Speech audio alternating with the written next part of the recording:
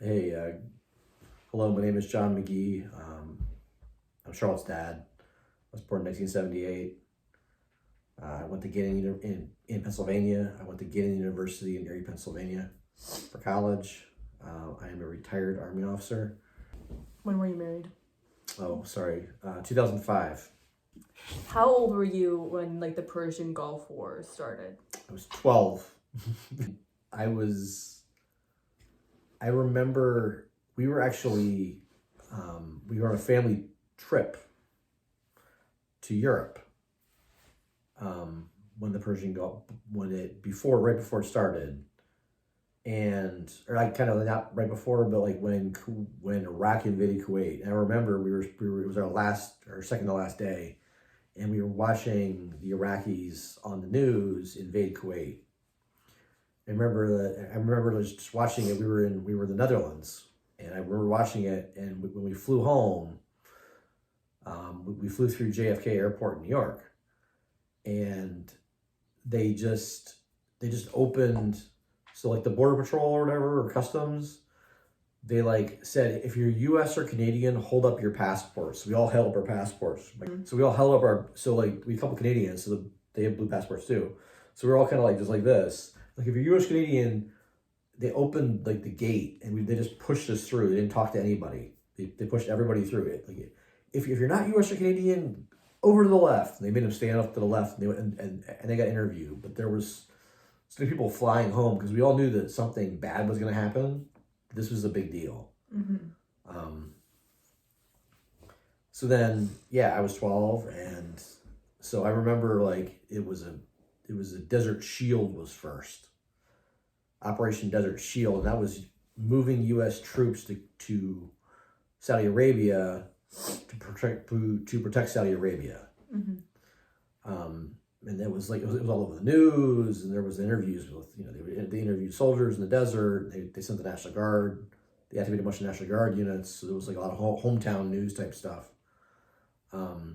We all knew that there was going to be that the shield portion was going to turn into a shooting war at some point to throw the Iraqis out of Kuwait. Was there a lot of fear? No, not really, because people were worried about like casualties and like how many Americans we killed and stuff. But it was an international coalition, so it wasn't just us. It was actually it was a lot of countries. It was like 20 countries sent troops to Saudi Arabia, and were part of the operation. They were launching. So I don't remember if it was before or after we started bombing the Iraqis. The Iraqis started launching missiles at Israel. So there was a little bit of fear that the Israelis were going to retaliate. People were really worried about chemical weapons, like gas. Yeah. But in terms of like affecting us at home, no. We had no fear at home. It was about people we knew that were over there. Did you know anyone over there? No. I knew of people that friends of friends that were like in the Guard or reserves that got activated, but no, I didn't know anybody directly. I was 12, Yeah. But yeah. How did the media portray the war and the government's response to what was happening? There were still a lot of memories of Vietnam, and even at the age of 12, I knew that. Because I knew. Like we all knew Vietnam veterans, mm-hmm. and we all knew that Vietnam veterans, some of them were not treated very well when they came home. So there was a definite effort for even people that were opposed to us being over there to support the troops, and they put up yellow ribbons everywhere, and there was a big thing. Everybody had a yellow ribbon on their house to support the soldiers. I remember yellow ribbons being tied to trees. And the media really did a lot of coverage of that. The media was very, very much trying to interview just like kind of hometown people. They'd go find somebody from an area and talk to them, and they would make sure that got broadcast. This is really before the internet existed. Yeah. But it was like a business or a government thing. Nobody email wasn't really a thing for like the average person. Like nobody even heard of it. So being able to like have a TV segment with somebody you like from your hometown was like, you know, amazing.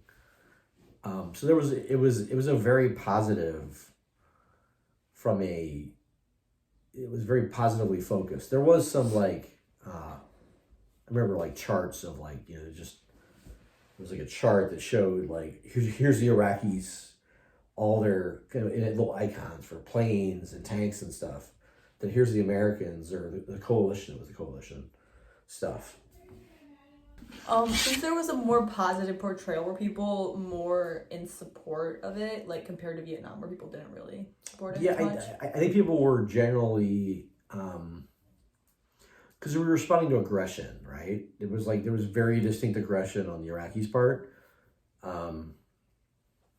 but it wasn't. I don't know if people were necessarily all in favor of us being there, but they were very in favor of making sure the troops, that the people that were the soldiers and sailors and airmen that were there were not treated the same way as when they came home from Vietnam, which was really bad. Yeah. Was there like a lot of anti-war protests or not? I don't much? remember. I mean, I was a kid. I don't remember seeing any news. I mean, there was like a little bit, but I don't remember. You know, there wasn't a whole lot of coverage. Did the fear of the Persian Gulf War outweigh the fear of the Cold War since that was still happening? So that's an interesting question because the Cold War was sort of winding down, like the Berlin Wall had fallen. I remember when it fell in 1989. That was a big deal. The Soviet Union was still around during the Persian Gulf War. Everybody still knew that, but we were. I think we had lost a lot of the daily fear, and nobody. And you sort of learn to live with it that the world could blow up tomorrow. So we were. You all knew there was a possibility. Nobody thought they were going to blow up because of the Persian Gulf War. You're worried about the soldiers that were over there. I guess there were people that were concerned. I mean, I was 12, so this is all kind of, you know, it was my lens of reality was, you know, watching the news or whatever, looking at Time magazine. But it was, you know, there were people, I remember reading an article, maybe I didn't read an article, I saw it, I kind of glanced at it or whatever, that people were worried about would the Soviets support the Iraqis, which would potentially, you know, cause things to get